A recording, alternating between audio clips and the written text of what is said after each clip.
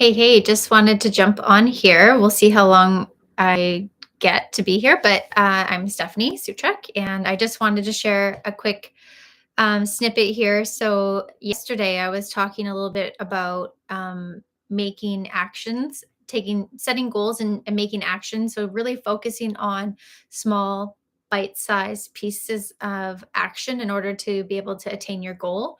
So, sometimes we can feel like the energy that we need in order to initiate an activity can be very challenging to overcome, and that initial initiation period can take a lot of energy in order to like get over that hump.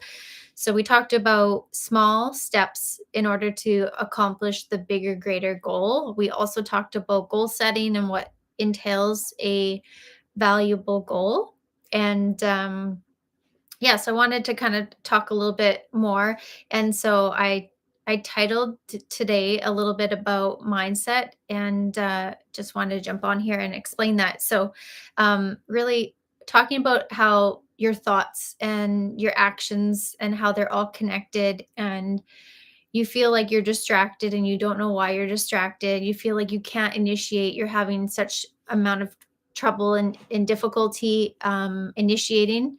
If this is you, then we can relate as well. So yeah, your mind and your thoughts are what hold you back. They plant doubt, hesitation, disbelief, distraction, and fear. So all these emotions, these feelings that we have, they all stem from your brain. They all stem from your mind. They all stem from your thought life, right? And how we talk to ourselves. I know that we are the people that we are a person that gives ourselves like the most amount of self-talk than anyone else. We tend not to let a friend or a family member talk to us in a certain particular manner, but if we were to record and you would to hear out loud the words that you say outside of your head, if you were to hear them auditorially out loud, you would say like, wow, like I would never be friends with that person or that family member. Like I would just disconnect, right? So that's what we're here to talk about today. So I want to share with you two important questions that are super powerful that are going to help you overcome those thoughts and really help you control your thoughts and your overcome those thoughts that come up in your mind. So, if doubt, fear, condemnation wasn't a problem, what three things would you have done yesterday? What three things would you have done today? And what three things would you do tomorrow? Right. So, we don't want to like dwell in the past. We don't want to like just live always for the future. And we have to remember that today is a gift and it's a present. So, what three things would you have done differently? Right. So, what what was the impotence that allowed you to stop and not perform the activities that you wanted to do yesterday? I can think of how my thought life has allowed me to stop and not put forth effort or initiate an activity that I wanted to initiate. Whether it's like, oh, I want to go to the gym, right? Like I have the goal of like working towards my recovery, which looks like daily going to the gym, getting on the treadmill and getting my heart rate up with the intention of slowly being able to build up my baseline so I can get into like running and just have a normal life again. So those thoughts, it's just like maybe it's the thought like, oh, I'm too tired, I don't feel like it, or like just self-defeating, like it's been such a long journey already, 1 plus year, like I should be better by now. And whatever your situation is, just put in the box, right? So if we think about what we didn't do yesterday because a thought, an idea came up in our brain, and then we justified it and we allowed it to sink in, and then we failed to initiate. Now, yesterday's talk, when I talked about the 5 minute um, plan kind of thing, like with the the cleaning lady who, she just had the plan to just clean her house for just 5 minutes, pick one room and do 5 minutes. So with that same initiation, um, if we don't act accordingly or we don't act soon enough, then we're not going to follow through. So maybe you've heard this quote, but if your thoughts lead to your words, which lead to your actions, which lead to your habits, which ultimately leads to your destiny and your legacy, um, then it's your thoughts that are the hang up if you're not initiating, if you're not acting, right? So if it's kind of like a fluid motion, first thoughts, then actions, then habits, then um, destiny, right? So we work through this like continuum, right? And it's not the question of like, if we know we want to lose weight, we know we have to do more exercise and eat better, then we have to eat less calories and eat and do more exercise. We know those are the two factors that can help us lose weight, for example. But how often a thought popped up in our head and we're like, "Oh, I chose not to go to the gym today," or that pecan pie sounds fantastic right now. I'm gonna have a second or third slice, right?" Um, so it's all from our thought life, and so we have these ideas that pop up. So if your thought power is greater than the action power, then your likelihood to move a thought into action is unlikely. So I'll kind of break this down. So let's say, for example, your thought power and the action you need to take. So let's say if it's like you're applying for jobs and you need to build a resume. So the resume is the end result, right? That's the action power. Like I can apply for a job once I have this resume completed, right? That's your action power, right? Where your thought power is like, okay, I got to the idea. It's like, oh, I got to make a resume. But then you think about the idea behind it, and your thought power is like, you start over analyzing. You're like, well, I don't really have that many job experience. It might not, like, I don't really have anything to put here.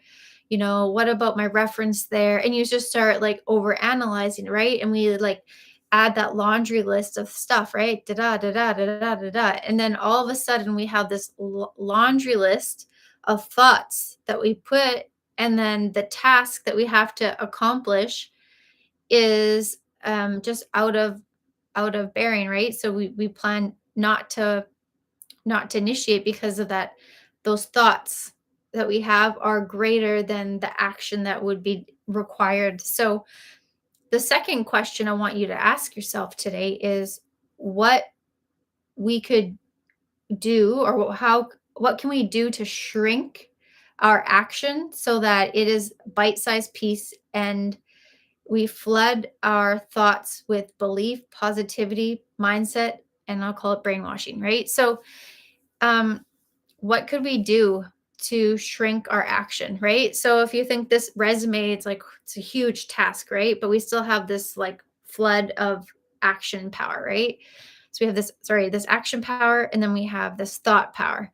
So if we can reverse it where our thought power is is greater than our action power. And it's just like if we can make the action into like a smaller size piece, then it's easy for us to propel us from thought to action to habit, right? So, specifically, let's look at an example. If your thought was to get into shape, you want to start working out, right?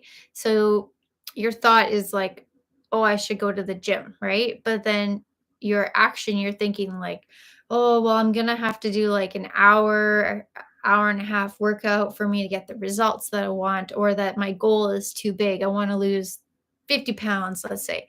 So it just seems like so far out of perspective that it's hard. Those thoughts are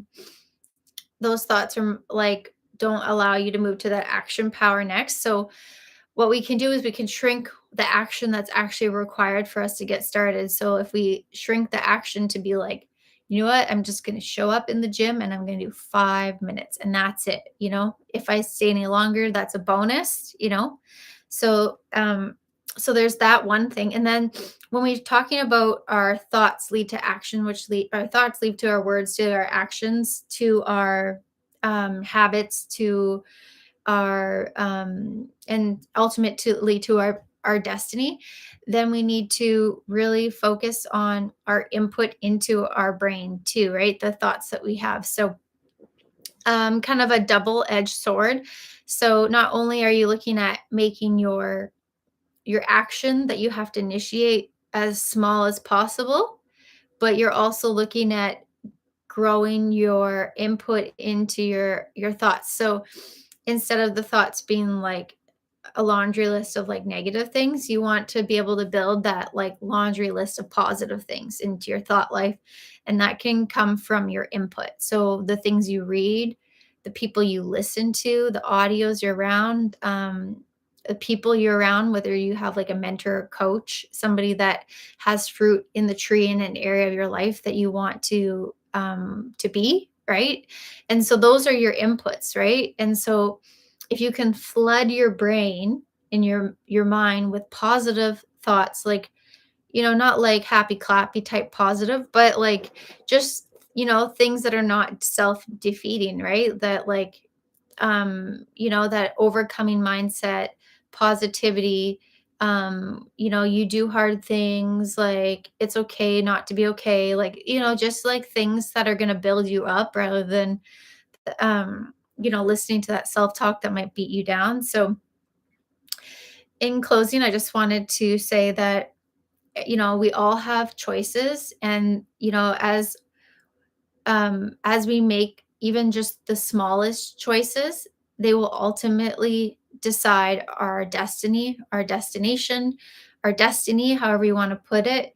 And so, you know, for those of you who have a strong faith, you can say, "Oh, well, something bad is overtaking me and therefore I'm not able to accomplish my goal." And um it's just little bit of distraction, it's a little bit of doubt, it's a little bit of condemnation, it's the sprinkling of just small choices that you choose throughout your day, your week, whatever your habits and your routines look like.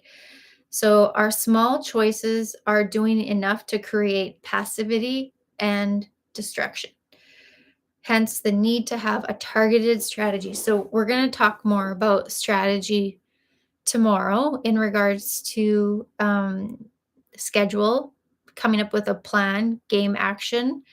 And I'll be kind of bringing back into light those ideas that I talked about setting goals and then tracking those goals. And yeah, so just wanted to share that with you. And so those two questions that you should ask yourself is, how can I create that action into a small, bite-sized, achievable component so that I can easily accomplish it. So you're setting yourself up for success. And you know, if doubt, fear, condemnation wasn't a problem, what would I have done differently yesterday? Right. And so when you can reflect on that, you can really analyze and understand um that you like that, whoa, I would have totally did X, Y, and Z if I wouldn't have let my brain stop me. Right. So it's that awareness, right? And now that you're aware that it's just mental, you can work towards overcoming that and naming that, because that's important too. So if your thought power is, if your thoughts are not leading to actions, then you have to go back and look at the continuum and ask yourself, what are the thoughts that are going through my head that are not allowing me to progress to action? Right? Awesome. Anyways, my name again, Stephanie Suchek, and thanks for tuning in. And please feel free to like and subscribe, because I'll be here and I hope you'll be too.